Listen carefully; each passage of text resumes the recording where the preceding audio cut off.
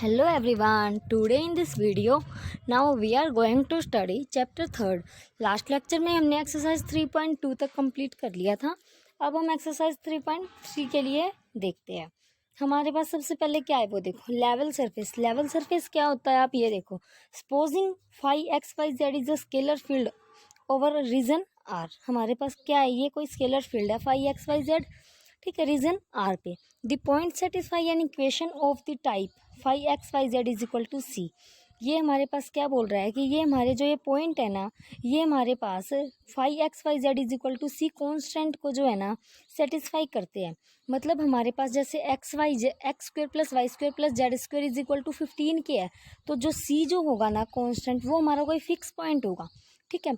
और जो हम ये पॉइंट हम एक्स वाई जेड में डाल लेंगे वो हमारे इक्वल टू कांस्टेंट लेवल के हो गए, तो उसको हम क्या बोल लेंगे, level surface in 3 dimensional space. Level surface is such that at each point on its phi x Y z has the same value c. मतलब ये नहीं है कि हम एक पॉइंट पे एक ही वैल्यू डालेंगे, अगर हम एक्स वाई जेड पे जो भी वैल्यू डालते हैं तो वो हमें क्या देगा, सेम वैल्यू देगा सी के, ठीक है। Thus phi x Y Z is equal to C and C is arbitrary constant constitute a family of level surface in 3 dimensional space, ठीक है। उसके बाद ये आपकी कुछ है जो आपके लिए इम्पोर्टेंट है, जो आपके यूज़ में आनी है, मैं वही डायरेक्ट वही से स्टार्ट करते हैं हम लोग, ठीक है।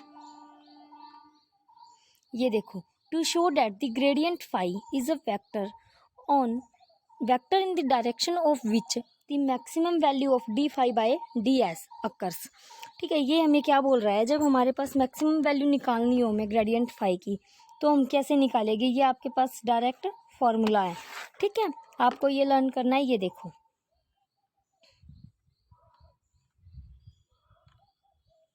ये d phi by d n is equal to किसके आएगा, आपके पास मैक्सिमम ग्रेडियंट फाई के मैग्नीट्यूड के इक्वल आएगा, ठीक है। उसके बाद देखो ये समरी में, gradient phi is a normal to the surface, ये नॉर्मल सरफेस होता है। Phi x Y Z is equal to c के, gradient phi is equal to d phi by d n n cap. N cap क्या है हमारे पास, unit normal to the surface, phi x Y Z is equal to c के। और directional derivative of phi in the direction of a का magnitude. मैंने आपको बताया था कि जब ए वेक्टर लेते हैं हम, तो उसमें क्या करते हैं, ए वेक्टर अपॉन ए वेक्टर का मैग्नीट्यूड करते हैं, A cap upon A cap का मैग्नीट्यूड इंटू डेल फाई लेते हैं, तो हमारे पास क्या आता है, वो वेक्टर की फॉर्म में आ जाता है, ठीक है। Maximum value of D phi by d x occur in the direction of gradient phi के इक्वल। मैक्सिमम वैल्यू ये मैंने आपको बताई दी कि d phi by d n is equal to किसके आएगी, ग्रेडियंट फाई के मैग्नीट्यूड के इक्वल, ठीक है। उसके बाद जब आपको निकालना हो tangent plane and the normal surface, normal level surface, तो उसके लिए आपके पास इक्वेशन क्या होगी, ये बनेगी, ये which is the equation of the tangent plane, ये आपके पास टेजेंट प्लेन की इक्वेशन बनेगी, ठीक है। और ये आपके पास कार्टिजन फॉर्म में इक्वेशन बनेगी, equation of normal in cartesian form में, ठीक है। ये आपको लर्न करनी है, यही आपकी यूज़ होएगी एग्जाम्पल में, ठीक है। और जब आपको एंगल निकालना होता है दो पॉइंट्स के बीच में, दो सरफेस के बीच में, तो कैसे निकालते हो, cos theta del phi one and del phi two upon del phi one का magnitude into del phi two का मैग्नीट्यूड, ठीक है। अब एग्जाम्पल देखते हैं, आपका सब क्लियर हो जाएगा। देखो, find the equation of tangent plane, हमें टेजेंट प्लेन की इक्वेशन निकालनी है, and the normal to the surface पे क्या है, x square plus Y square plus Z square is equal to 25 है, एट पॉइंट्स क्या है 4 0 3, ठीक है। क्या निकालोगे, पहले कर्ल एक्स वाई जेड क्या है आपके पास, दिस इक्वेशन है, कर्ल एक्स निकालो, फिर कर्ल वाई निकालो, और फिर कर्ल जेड निकालो। Curl phi by curl x क्या आएगा 2x, curl phi by curl y 2y, curl phi by curl z 2z, ठीक है। अब क्या करोगे, पॉइंट्स रखोगे, पॉइंट्स रखो यहाँ पे, पहले 4 फिर 2 और 0 और फिर 3, curl phi by curl x 8, curl phi by curl y 0 and curl phi by curl z 6।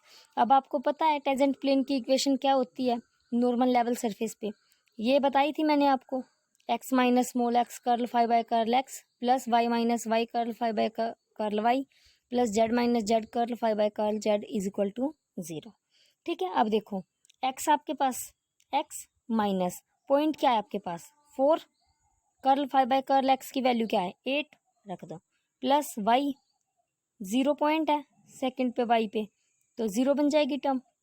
Z minus 3 points है लास्ट, इंटू कर्ल 5/कर्ल जेड क्या है 6 इज इक्वल टू 0। इसको सॉल्व कर दो इक्वेशन को, क्या आ जाएगा 8x minus 32 plus 6 z minus 18 equal to 0। 8x plus 6 z minus 50 equal to 0।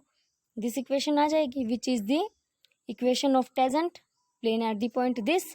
अब क्या निकालना है, normal in the Cartesian form निकालनी है। इक्वेशन आपको पता ही है, वैल्यू पुट कर दो x minus 4 y minus y and z minus Z.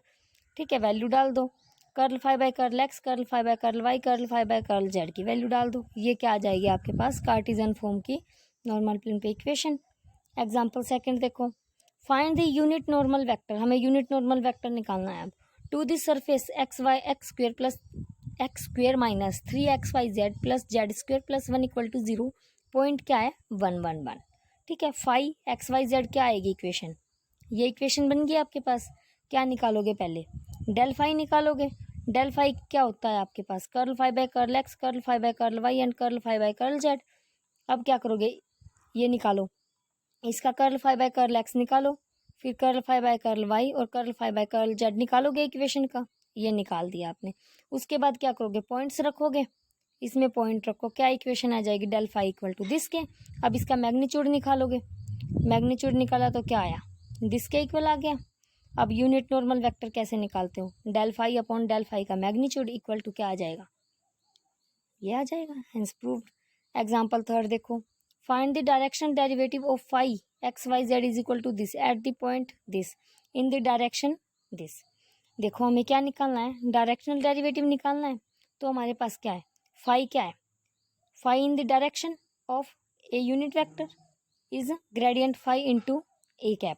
तो ए क्या है आपके पास, ये है ए, क्या है हमारे पास यूनिट वेक्टर दिया इन्होंने, ए वेक्टर दिया है हमें। तो ए का क्या निकालोगे आप, यूनिट वेक्टर में चेंज करोगे पहले ए को, कैसे करते हो, ए का कैप सॉरी ए अपॉन ए वेक्टर का मैग्नीट्यूड। तो ए आपके पास क्या है दिस, ए का मैग्नीट्यूड क्या आ जाएगा दिस। तो कर दो ए कैप क्या आ जाएगा, ए वेक्टर अपॉन ए वेक्टर का मैग्नीट्यूड इक्वल टू दिस के। उसके बाद ग्रेड फाई निकालोगे, ग्रेडियंट फाई निकालने के लिए क्या करोगे, ये इक्वेशन है आपके पास, इस इक्वेशन का क्या करोगे, कर्ल 5/कर्ल x कर्ल 5/कर्ल y एंड कर्ल 5/कर्ल z निकालोगे और उसके बाद पॉइंट्स पुट करोगे। देखो ग्रेडियंट फाई निकाल लिया आपने, कर्ल 5/कर्ल x 5/y एंड 5/z। ठीक है, पॉइंट वैल्यू रख दिया आपने x y z की, क्या आ जाएगी इक्वेशन दिस। तो ग्रेडियंट फाई क्या आ गया दिस के इक्वल। ठीक है, तो रिक्वायर्ड डायरेक्शन डेरिवेटिव क्या आ जाएगा, gradient phi dot a cap क्या आ जाएगा दिस फॉर्म में आ जाएगा इक्वल टू दिस के। Hence proved. यही हमें प्रूव करना था कि डायरेक्शनल डेरिवेटिव कैसे निकालते हैं हम और क्या आएगा हमारा, कैसे निकालते हैं directional derivative, gradient phi into a unit vector के साथ। ठीक है, एग्जाम्पल फोर्थ देखो, in what direction from the point this in the direction derivative निकालना है इसमें भी, in phi is equal to this and maximum भी निकालना है। Also find the maximum value of directional derivative, क्या निकालना है हमें मैक्सिमम वैल्यू।